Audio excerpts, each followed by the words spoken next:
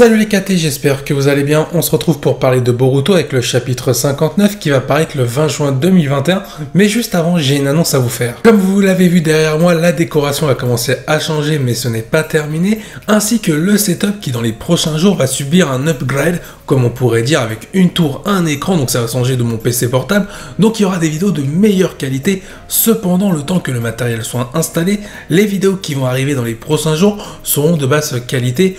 Je m'en excuse, cependant j'essaie d'avoir quand même une qualité assez sympa pour les vidéos pour que vous soyez contents. Il est temps de rentrer dans le vif du sujet concernant cette vidéo et on va parler d'un potentiel combat entre Boruto et Himawari à partir du chapitre 59. On va être d'accord, le combat n'arrivera pas dans le chapitre 59, j'ai bien dit à partir. On commence avec le premier thème et on va parler du personnage d'Himawari, notamment sur ses caractéristiques physiques, sa personnalité en tant que shinobi. On a pu notamment suivre ses aventures dans l'anime parce que dans le manga, malheureusement, elle a été délaissée comme un bon nombre de personnages qui ne sont pas développés car le manga préfère aller sur les points clés au lieu des points secondaires qui laissent tout ça à l'animé. On retrouve donc Himawari concernant son cursus scolaire à l'Académie Ninja grâce à l'animé et on peut s'apercevoir qu'elle a des lacunes et qu'être un shinobi pour elle n'a pas l'air d'être son objectif principal.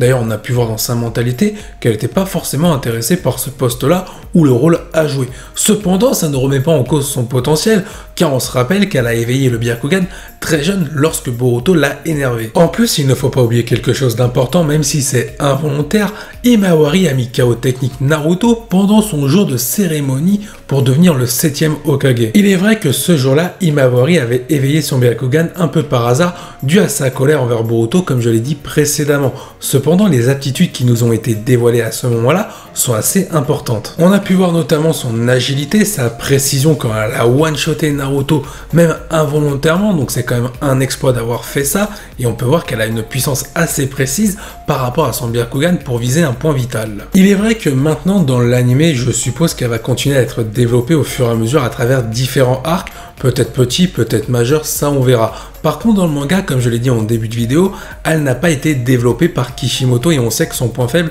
c'est de développer les personnages féminins.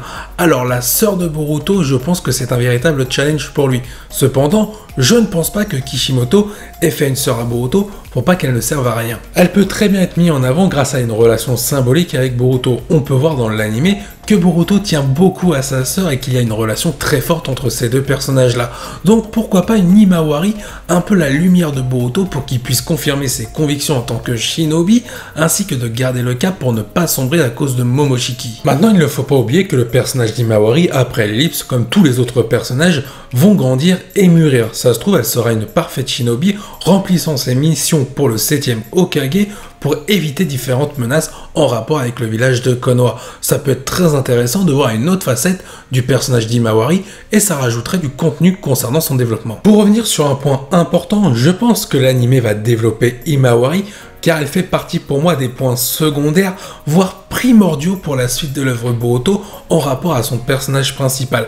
Mais je pense que le manga risque de faire l'impasse sur ce développement-là et ce serait bien dommage. Il y a cependant quelque chose qu'on peut remarquer concernant le personnage d'Himawari, c'est sa représentation symbolique au travers de sa relation avec Kawaki. On peut voir qu'elle représente un peu le lien du chakra entre les différentes personnes et notamment ce qu'est la beauté du monde shinobi en tant que paix et l'amour que peut porter une personne envers d'autres. Et c'est ce que représente Himawari dans l'anime et également dans le manga car ce point-là a été développé. Donc ça revient un peu aux propos que j'ai dit précédemment, le fait qu'Himawari peut servir de représentation en termes de développement pour chacun des personnages et elle permet de montrer un peu les conséquences du monde shinobi en temps de paix grâce à Naruto et les autres Kage qui autrefois ont connu de grandes guerres ninja. Dans un combat, il en faut toujours deux. Après Himawari, on va parler de son opposant, son frère Boruto, c'est l'heure du deuxième thème. Nous avions découvert un personnage plutôt joyeux qui mordait la vie à pleines dents et qui n'arrêtait pas de faire des bêtises au début de son œuvre, notamment pour se faire remarquer de la part de Naruto, son père, car celui-ci n'était pas très présent pour lui. Au fur et à mesure que l'histoire avance, on a pu découvrir l'évolution de Boruto, notamment sur sa personnalité, qui est pour moi l'évolution la plus marquante convaincante concernant ce personnage-là. Souvenez-vous, lors des missions, Boruto souvent faisait n'importe quoi, pouvant se montrer imprudent et pouvait même risquer la vie de ses coéquipiers par inadvertance. Le fait que Sasuke soit le sensei de Boruto, ça a permis à ce dernier d'évoluer dans sa personnalité et d'être beaucoup plus sérieux en tant que shinobi, car Boruto a réalisé ce qu'être un shinobi, c'est avant tout d'être sérieux pour ne pas mettre en danger ses camarades et accomplir la mission qui lui a été donnée. Évidemment, Sasuke a su développer le potentiel caché au fond de Boruto, notamment reconnaître les caractéristiques de son Rasengan par rapport à son père.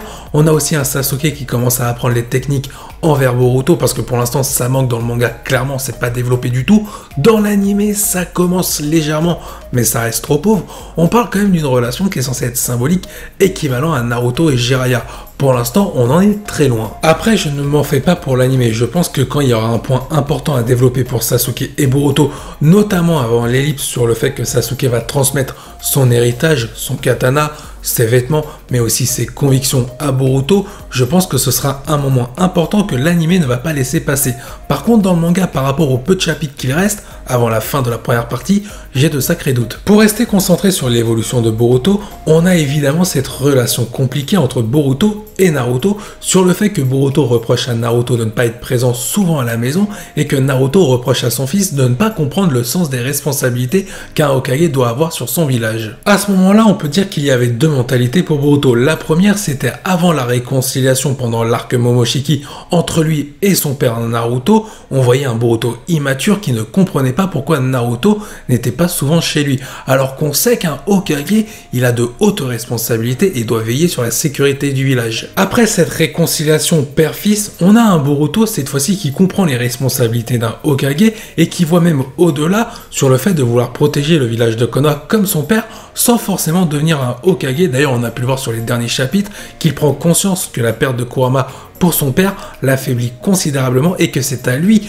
de prendre le relais pour protéger ce que son père protégeait, c'est-à-dire le monde shinobi. Autre événement majeur qui a marqué un peu le personnage de Boruto, c'est avant tout le Kama. Alors quand il le reçoit au début, il ne s'en rend pas forcément compte par rapport au danger qu'il contient.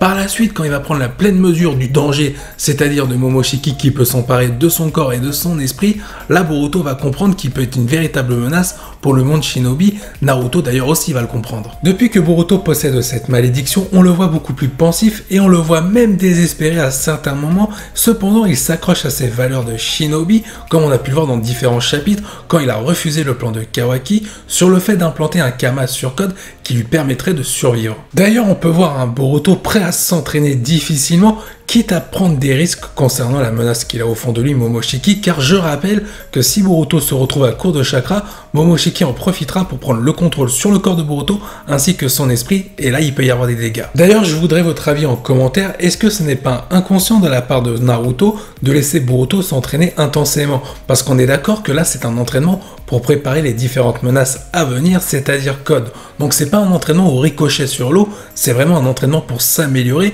donc ça va forcément épuiser Boruto grandement. On peut même se demander si les convictions de Boruto, donc celles d'un shinobi, qui sont censées être sa force, ne vont pas se transformer en véritable point faible, même point dramatique, sur le fait que ça va permettre à Momoshiki de prendre le contrôle plus rapidement, ainsi que faciliter sa résurrection en Otsutsuki à travers le corps de Boruto. C'est un risque à ne pas négliger. Peut-être qu'à force de voir cette vision des choses, Boruto va commencer à sombrer petit à petit en perdant espoir sur le fait de survivre grâce aux convictions d'un shinobi léguées par Sasuke. Et là on aurait un Boruto de plus en plus sombre, car on sait que le manga va s'assombrir, donc c'était les propos de Kishimoto. Maintenant il reste à savoir comment. Et c'est là qu'Himawari peut être très important vis-à-vis de Boruto concernant son rôle. Le fait de tout simplement représenter ce à quoi les ninjas défendent, c'est-à-dire le monde de paix, la joie de vivre, les côtés familiaux entre familles pour le coup, et ben voilà pourquoi Boruto veut se battre, protéger sa sœur, c'est-à-dire protéger le monde shinobi. Et c'est grâce à ça qu'il va s'accrocher dans la lumière pour éviter de sombrer. On passe au troisième thème de cette cette vidéo, est-ce qu'il peut y avoir un combat entre Boruto et Himawari? Il est vrai que la symbolique, si ce scénario-là devait se produire, serait très intéressant, mais aussi très belle. D'un côté, on a un shinobi très intelligent avec du potentiel, Boruto, qui a été marqué par les épreuves de la vie pour son début de carrière en tant que shinobi, c'est-à-dire le Kama. De l'autre côté, on a Himawari qui a un énorme potentiel, mais qui n'est pas forcément sûr de devenir shinobi, mais elle représente avant tout le monde de gentillesse, comme je l'ai dit précédemment, à travers le monde shinobi. À la différence de son frère, Himawari n'a pas connu les obstacles qu'il a affrontés, notamment le Kama, et qu'il affronte toujours. Mais pour le coup, Himawari fait preuve d'une naïveté qui pourrait sauver Boruto, car le fait que Boruto puisse perdre le contrôle sur Momoshiki avec son esprit, peut-être que Himawari, le fait qu'il y a une relation assez forte entre le frère et la sœur, pourrait ramener Boruto par son esprit face à Momoshiki. D'ailleurs, il y a une théorie comme quoi Himawari pourrait mourir des mains de Boruto et qui pourrait être un élément déclencheur de la folie de Boruto. On va être d'accord sur un point, je pense pas que Boruto va tuer Himawari, je vois pas la logique, il faut être cohérent dans le développement des deux personnages, notamment de Boruto et celui d'Himawari. Mais le fait qu'Himawari puisse se faire tuer, ça pourrait être déclencheur de la folie de Boruto et pas l'inverse. Forcément, le fait qu'Himawari représente le monde shinobi pour la paix, le fait qu'elle décède, c'est tout simplement tout qui part en éclats et Boruto pourrait véritablement péter un plomb. Cependant, comme je l'ai dit précédemment, est-ce qu'Himawari pourrait se faire tuer? Déjà, il faudrait voir l'adversaire qui va la tuer. Je vois pas Kawaki, car on sait qu'il est attaché à elle. Boruto, on sait très bien qu'il va pas la tuer parce que même s'il perd le contrôle, il parviendra à résister un minimum pour éviter de tuer un membre de sa famille. Quel personnage pourrait avoir ce rôle cruel d'assassiner la sœur de Boruto ainsi que la fille d'Hinata et Naruto? Et là, je vais vous donner une hypothèse, je vous invite à réagir en commentaire pour donner votre avis. Imaginez un Kawaki qui a enlevé après l'ellipse Naruto pour le garder près de lui, notamment lors de son affrontement face à Boruto. Peut-être qu'il a enlevé également Himawari pour la garder près de lui afin de la défendre. Pour revenir sur le combat entre Boruto et Himawari, je pense pas qu'il y aura un destin tragique pour Himawari à ce moment-là. Je la vois plus sauver son frère Boruto qui aurait peut-être perdu le contrôle sur Momoshiki. Cependant, je vois un très gros combat à venir pour Himawari face à un adversaire après l'ellipse. En tout cas, je ne vois pas jusqu'à la fin du manga Boruto Himawari mourir ou se faire tuer par quelqu'un. Je pense qu'elle vivra jusqu'à la fin de l'œuvre, comme Naruto d'ailleurs. Si tu as aimé cette vidéo, n'hésite pas à liker et t'abonner. Sur ce, je vous dis à la prochaine. Portez-vous bien. Salut les KT.